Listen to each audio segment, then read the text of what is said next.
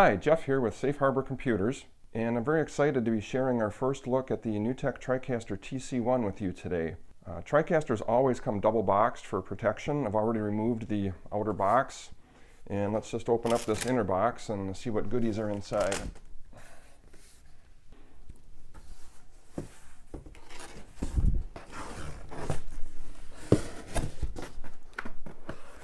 All right, we've got a warranty card here. And this would be our NewTek optical mouse included with every system. And we got a handy little SDI removal tool here. Helps you get at the cables in the back. When you can't get your fingers between multiple connections, you can get in there and turn those connections off. And we also have a NewTek branded backlit USB keyboard. Comes with every system. And let's remove this upper tray here. And here we have our TriCaster TC1 units, very well packaged in foam. Make sure it reaches you in one piece. And let's take this out and put it on the bench. We'll get you a better look at it. The TriCaster TC1 is a 2RU rack mount unit. And the width and height are the same as the 460 standard 2RU rack size. However, the depth of it is about 2 inches shorter than the 460. Comes in about a little over 19.5 inches. It's got the rack mount ears on the front. Those can be easily removed if you want. Front door tilts down, reveals 4 fans across the front, so very robust cooling. And then we got the power button at the left. At the right, we have 2 USB 2.0 ports for plugging in peripherals. Let's take a look at the rear of the TC1. Starting at the lower left, we have 4 USB 2.0 ports. Those are typically used for the mouse and keyboard, for instance. Those are slower connections, so we don't want to connect storage to those. So mouse, keyboard, input controllers can go on those ports. Next, we have an eSATA port that can be used for fast external storage. We have 4 USB 3 ports, again for fast storage to get clips into the machine or to record out of the machine, transferring large files. You want to use the blue USB 3. Above that we have 2 gigabit Ethernet ports. Those are used for internet connectivity as well as getting onto the network to take in NDI signals both in and out, moving video across those network ports. Now on most TriCasters, these little audio jacks here would never be used. But I'm familiar with the NewTek Talk Show, and that allows you to connect a headset to do talkback to Skype callers. So this unit does have 2 channels of Skype built in. So I'm going to go on the assumption that you could also plug in the headset to these. Not positive, but going to go with that at this point. At the top center, we have 3 video display outputs. Those would be for connecting monitors for the user. Now you need at least 1 monitor connected, which would be the user interface. Now you can use any of those 3 ports. So you've got DVI, HDMI, and DisplayPort. So any one of those can be the user interface. And then the other 2 can be configured as multi-viewers. And that allows you to put up all the sources that you have available in the machine. Those are custom configurable, a lot of different layouts. So you can connect 1 or 2 additional monitors for that purpose. Now at the bottom center we have the SDI inputs and outputs. So the top row is 4 SDI in, and those are 3G SDI, which will give you up to 1080p 60. Those cannot take in 4K. If you want to get 4K inputs into the machine, those are going to be NDI, and those can come in over the Ethernet ports. And the NDI sources can come from a NewTek NC1 IO module, or say a computer configured with an input card, getting your 4K in and transferring that to the TriCaster via NDI. To the right of those we have a Genlock port if you want to Genlock your cameras, if you have that capability with your equipment. At the bottom we got the 4 SDI outputs. So again, those would normally be the 1080p 60 at best on each port. Each one can be configured independently to have different video coming out of it, or all the same, your choice. Very flexible. And each one of those SDI ports can also have audio coming out of it. And again, you can custom configure what sound comes out each one. and that sound would be embedded in the SDI video signal. Now I mentioned that we don't have physical 4K input. However, the 4 outputs can be configured as a single 4K, so it would be quad SDI. You'd have to use all 4 of these together, and that would give you quad SDI 4K output. Next we have a tally port for connecting a tally light system for your cameras. Now to the right we have all the audio inputs and outputs. At the top here we've got the audio in 1, which is 2 XLR jacks. Those are balanced, of course. Then we have 3 pairs of 1/4 inch phono jacks, which are TRS balanced. So we got audio 2, 3, and 4 inputs. Now, so you got 4 stereo pairs in, or you could configure those as 8 monos, or any combination. This unit does have full matrix routing inside, so it gives you a lot of flexibility. For audio out, we've got audio 1 as a XLR pair, and then the phono jacks, audio 2 out. And again, those could be 4 mono outputs as well if you want to configure them as such. You do have a phono jack for the operator to wear headphones and monitor what's happening with the audio. And then besides all these analog audio inputs, you can also bring in audio via the 4 SDI inputs. So you can have audio sources embedded with the video as well. So lots of flexibility and options there. Lastly, we have the AC power port, and that uses a standard computer power cable. And this is included with the system. I neglected to cover that in the unboxing, so this is included, of course. So let's fire this unit up and take a look at the interface and see what might be new compared to older or existing TriCasters. In the previous video segment, we took a look at the brand new TriCaster TC1 hardware.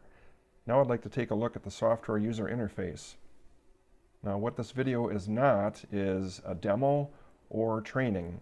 Rather, we just want to take a look at the features of TC1 which maybe set it apart from other TriCaster models. So it really assumes that you have a familiarity with TriCaster, such as a Mini, 410, 460, 860, 8000, any of the current models. Further, it really assumes some knowledge of NewTek Advanced Edition. As you may know, it's a $1,995 optional upgrade that can go on any of the current TriCasters, and it brings over 100 new advanced features, such as automation features, advanced audio routing, video routing. Really creates a more flexible user experience. So if you're not familiar with what Advanced Edition can bring, go to the NewTek site and take a look at their Advanced Edition tutorials. And Don Balance over there will provide a real good overview of what that offers, and then you can assume all of those features are in the TC1, because I'm not going to cover the whole thing. Going to focus on what's different between this and other TriCasters with AE. So let's get started. First thing you'll notice is if you're used to the TriCaster, you'll know that there's always been a carousel screen for the opening options. That's gone away. It's a nice, clean, updated interface, and we've got the same options as before, but no longer on a carousel. We got these bars on the left. So I'll click New Session, and it brings up the familiar session requester. It's a little bit updated though. I now have NTSC or PAL options, and it breaks it down into presets now. So I can start at the bottom with SD, and I've got the 480/60i and 16:9 or 4:3, and then we move up to HD, and I've got the 1080/60i, 720p 60, or the 1080/30p. Now if I go to the HD 3G, this gives me the 1080/60p. This has never been available on TriCaster before. They always maxed out at the 1080i. So we do now have 1080/60p on the TC1. So that's a new feature. And then of course we've got the 4K. And this works at 30p or 60p. The 4K would also be known as UHD, ultra high definition. And it's the equivalent of 4 HD screens. So that's definitely a welcome addition to the TriCaster, and absolutely future-proofs your investment. So for this demo, I'm going to be working with 1080/30p. I'll select that, enter a session name, and let's get started. We'll click Start Session, and this comes to the next screen. Also the same options as before on other TriCasters, but again with the new updated interface. So I'll select Live and Start Live Production. And now we get this clever new animation reminding us that TriCaster is the most complete multi-camera production system on the planet. And after seeing the new interface, you might just agree. So this is the TC1 interface. And let me make a few adjustments here. I'm going to change the workspace layout at the top. Okay, so first thing you'll notice across the middle is the program and preview rows now have inputs 1 through 16, in addition to the DDRs 1 and 2, the 2 graphics players, and the 4 MEs. So we now have 16 video inputs showing up. And as you saw earlier, there's only 4 SDI inputs.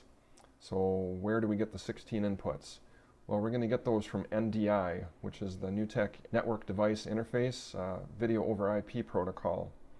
And we can get NDI from a number of sources. There's a whole bunch of free apps and also some paid apps for NDI, which can run on your PC or Mac. I've got several of those running on my PC right now, and we'll be bringing some of those in as inputs. NewTek also offers input modules, the NC1 modules with 4 or 8 SDI inputs, and you can physically plug sources into those with SDI, and then those sources will be available to the TC1 over the network as NDI sources, and they can be assigned to any of these buttons. So let me go up to the top left here, showing my preview sources. Going to set this to input 1. We'll make this one input 2, input 3, and input 4. So now I've got inputs 1 through 4 up here at the upper left. I do not have any cameras plugged in, so these are all blank. So now I can hit the gear, and for input 1 I've got the source settings. The default is SDI input 1, and again nothing's connected. So I'll hit the drop down, and now I can see a whole bunch of sources coming in.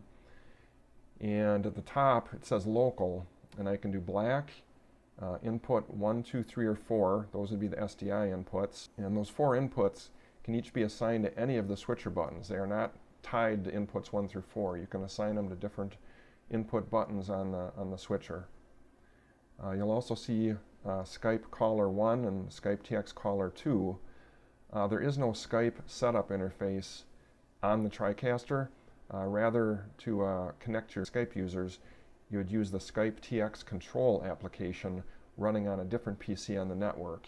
That would manage your calls, and then once you make a connection to a Skype caller, then it would show up as available in here, and you could assign it to a switcher button. Next we see desktop. That is my PC Core i7 workstation I have on the network, and I've got some NDI applications running which are giving me several sources to choose from.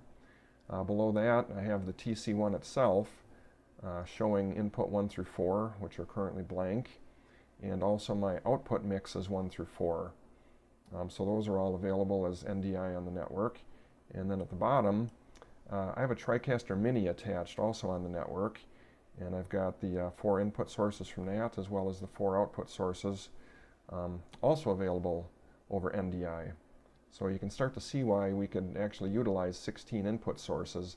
Once you get into NDI, there's just a ton of options available. So I'm going to start with selecting a source from my desktop, which is these American flags. And that is actually a 4K source, and that is playing directly from Adobe Premiere using the NDI for Adobe application from NewTek. It's a free download. And for my next input, I'm going to choose my desktop. So I'll go to input 2 here and let's select Premiere Pro. And that's going to actually show you my Premiere Pro timeline as it's playing on my PC. So I now have 2 NDI sources coming from that same PC. I've got the Premiere output and then the Premiere interface itself. Let's take that a step further and go to input 3 here, and I'll select test pattern. And that is a test pattern being generated by the NDI test pattern application on that same PC again. And then for input 4, I can actually select the test pattern generator from my desktop, so you can see what that looks like. It's another free app from NewTek. Works well for testing your NDI to make sure you're sending a signal out. It gives you something to test with. So if I put input 3 on live, you'll see the image that the test pattern generator is putting out. And then if I actually go over to my PC, let me put 4 on preview, make these bigger here. Now if I go to my PC, let's grab a different mouse here, you can see I'm actually scrolling through the NDI test generator app, and I can select different test images and send those out over NDI. And you can see there's really zero latency. It's immediate feedback through the NDI. So I can choose any of these test pattern sources. So now I've got 4 signals coming in, full HD, from a single PC, but they're each their own video stream, and they're all coming over my network. I've got an inexpensive gigabit Ethernet hub. It's got like 8 inputs on it, and I just ran network cables between these 2 TriCasters and the 1 PC into that network hub, and now they're all able to share resources. The PC can also take video from either of the TriCasters. I'm actually recording this program using the free NDI recorder app on that same PC that we're getting the 4 sources from. And in reality, the screen output from the TC1 is going out via HDMI into the Mini, and then the Mini is providing that source over NDI to the PC, which is recording it. So going back to these input configurations, just wanted to also mention that you can change the name on the switcher button so that you know what each input is. You can give it whatever name you'd like, and it shows up on the switcher buttons on the interface. And these NDI inputs can also accept an AlphaMat image. So I should mention there's a lot of titler and CG programs out there that are adding NDI so that they do not require an SDI input into your switcher. Those titling applications will send their graphics over using NDI on the network. So again, those can be assigned to more of your inputs without taking up any SDI connectors. So I hope you're starting to see how powerful NDI is. Let's add some more inputs here. I'll change my workspace preview to show more inputs at the upper left here. See if there's one with maybe 8 inputs. No, I guess I'm stuck with a whole bunch here. Okay, so input 5, let's set that up, and I'm going to choose VLC. This is again coming from the same PC, using the VLC plugin for NDI, free plugin. So whatever video I play in the VLC media player, it's going to come over NDI again. So I now have 5 sources coming from the same PC, and I can freely switch between all of those sources. So even without having a single camera plugged in, I've already used 5 inputs. So you start to see where 16 can come in handy once you get into an advanced production situation. Another feature of having the TC1 is that we get 4 downstream keyers on the right here. So they're going from left to right, they're DSK 1 through 4. And then within each one of those we have positioner and scaler. So position, zoom, rotation. And that's the same as any other TriCaster. But what's different here is we have the Z priority. So instead of the default 2 covers 1, 3 covers 1 and 2, 4 covers them all, you can actually change the hierarchy of the layers of which ones are on top of which. So each one's going to have this Z priority and enable you to change the stacking order. At the lower right we have the buffers. There's 15 buffers total. The first 10 can be animated, and the last 5 are stills and titles only, but you can put stills and titles in any of them. And the DDRs and the graphics players are identical to the what you'd find with Advanced Edition. Nothing new there. I will mention that NewTek recently updated the PTZ controls. There's now 15 presets for each camera. So down at the bottom we have 8 PTZ cameras we can set up, and for each one there's 15 presets. We can make thumbnails for each camera position with a snapshot control, and there's a virtual mouse and virtual zoom, virtual focus we can run with our mouse. Now let's take a look at more of the input-output setup. We'll hit the gear next to program, and on the output we have 4 output mixes we can configure, and each one of those, as you can see from the little icons here, each one of those 4 can be SDI and NDI simultaneously. So mix 1 goes out as an NDI signal on the network and also goes out on the SDI. So we got 4 SDI outputs on the back. Each one can be configured independently. So right now they're all set to program video with master audio. However, we can choose any source, program clean, preview, any of the 16 inputs, your internal media players, mix effect buses, mix effect clean, any of your buffers. We can follow different switchers here. So any of those sources can be applied to any of the 4 mixes. And then we can also select which audio. We have 4 different mixes, master or aux 1, 2, or 3, or you can choose the audio from any of the 16 inputs, and that audio would also include that coming from NDI sources. We also have talkback, which would be for the Skype callers. Now the mix output 1 always matches the session resolution, which is currently the 1080-30p.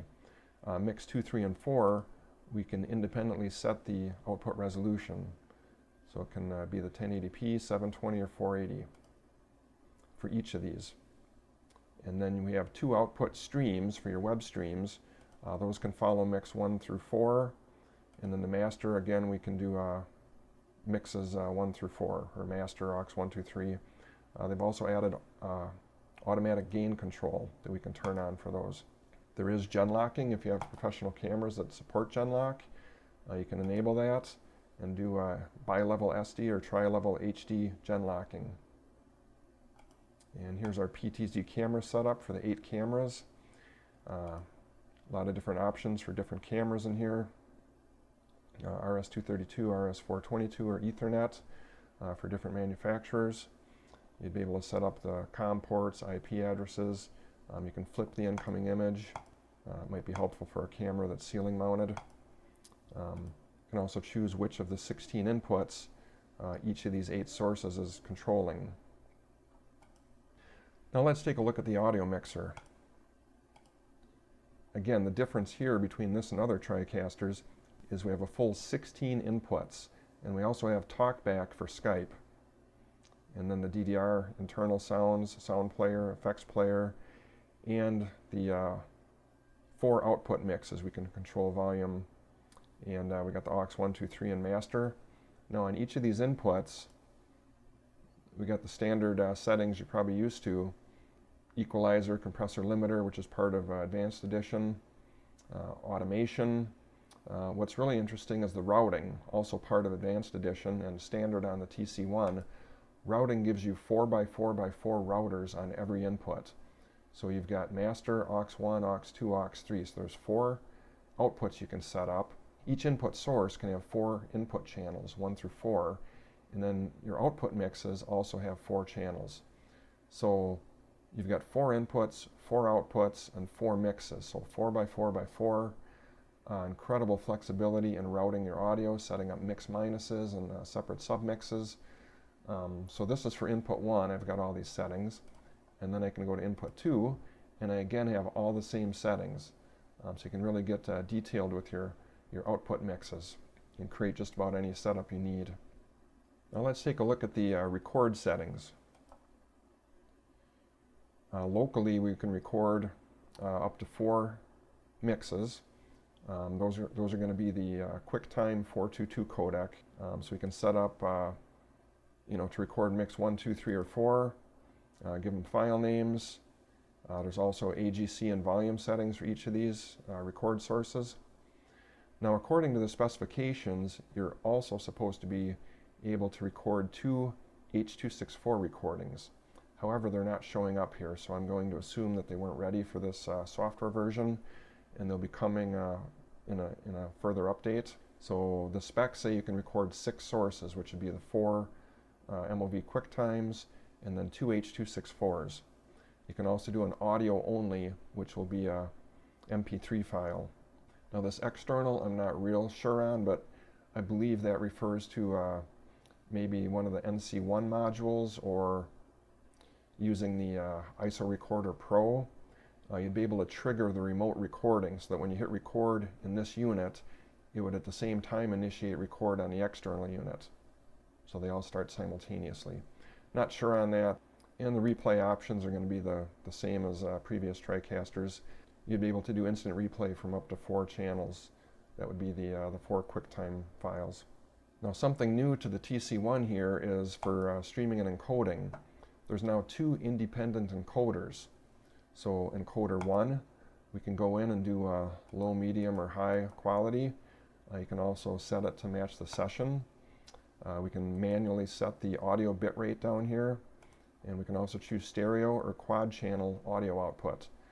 I'm thinking with the quad channel, perhaps you have an interface at the other end for the viewer that would maybe allow them to choose between 2 different languages perhaps on the stream. Maybe that's where you could use the quad channel. And so of course there's 2 of these, so output 2 could be configured totally different from the other one. And then you get those set up, and then you can hit the check boxes as to which encoder goes to which output, Facebook, YouTube, or some other preset that you'd create down here. And so you've got 2 independent encoders, and then you also have the source set up. Brings me back to the output mixer where I can choose which mix is going to which stream and which audio is going to which stream. And then there's also a web browser built in. And if, say, you're going to YouTube, you just click the gear and basically sign in with your YouTube ID, select an event that you had created on your YouTube site, and you're ready to go. Very easy setup here. As for workspaces, I've only got the 1 monitor hooked up right now for the user interface, but the TC1 will also, in addition to the user interface, handle 2 multi-viewers. Other models like the 410, the 460, the Mini, they're only going to give you 2 monitors total, the UI and 1 multi-viewer. So now you'll be able to set up a total of 3 monitors, user interface, which has its own multi-viewer at the upper left here, plus 2 other monitors with multi-view configurations. So that's a unique feature of the TC1. So just as a recap, with the TC1 versus, for instance, a 460 with Advanced Edition, the TC1 is going to give you 16 channels of input, 2 Skype channels built in, 1080p 60, 4K input and output, 2 streaming encoders, and 2 multi-viewers. So those would be the main differences. And I should mention that if we're in a 4K session, we're not going to have 4 mix outputs. When you're in a 4K session, your output is going to be 1 mix. You're not going to have 4 mixes. And in fact, that 1 mix would use all 4 of the SDI outputs. The 4K output would be what they call quad SDI. By using all 4 of the SDI outputs combined, gives you a single 4K output. So that's about it for now. That's what I've learned in the couple days I've had the machine. Something else we should take a look at is the mix effect buses. If we go into those and choose one of the default A over B type things, you'll see that we can do 3 or 4 layers. Normally with the base TriCasters you're going to have 2 layers only. You can do up to 4 layers here. So if I do that, you can see that I have A, B, C, and D layers. Those can be any of the inputs. And that includes other MEs. So that does have re-entrant MEs. So you could configure one ME, a bunch of complex picture-in-pictures and such, or a virtual set, and then loop that in and bring it in on a different ME. I could come over to ME2 and say I want ME1 to be the input for ME2. And you can do that kind of endlessly and get very complicated. You're also going to have 4 keyers in each ME. So we got 4 layers and 4 keyers. And again, these keyers can be set up on different priorities. We have the augmented reality. Again, if you want to see how that all works, check out the Advanced Edition tutorials at NewTek. They'll demonstrate all of those features that are in AE already. Something else we've got is edges. So if you're doing a picture-in-picture, we now have feathered edges, and there's also borders, which would be like picture frames and different drop shadows and stuff like that that you can add, and that really spruces up the multiple boxes, double boxes and such. So again, this is not a demo. I'm not going to demonstrate what all these do. By watching the Advanced Edition tutorials at NewTek, you'll be able to see what all these do. Just wanted to show you the interface, so if you're interested in the machine and you want to compare it to existing TriCasters, you'll have an idea what's in store for you. May have been a few things I missed, but in general, these are all the new features of TC1. So thank you for your time. If you have more questions about TC1 or any TriCaster, please contact us at Safe Harbor Computers, and that's sharbor.com or 1-800-544-6599. This is Jeff for Safe Harbor signing out.